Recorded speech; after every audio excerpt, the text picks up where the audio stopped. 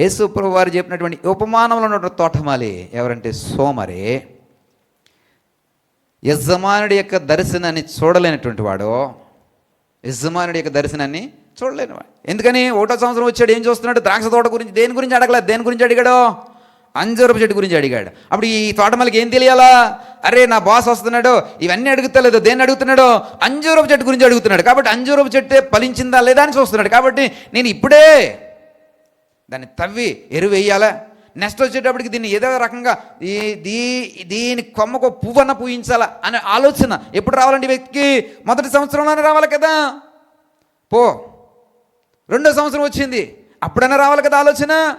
ఇప్పుడు నరికి వేస్తాను, తీసి వేస్తాను అన్నప్పుడు ఎందుకని? వీడి ఉద్యోగం పోతుంది, వీడి జీతం కట్ అయిపోతుంది, వీడి బ్రతుకు పోతుంది.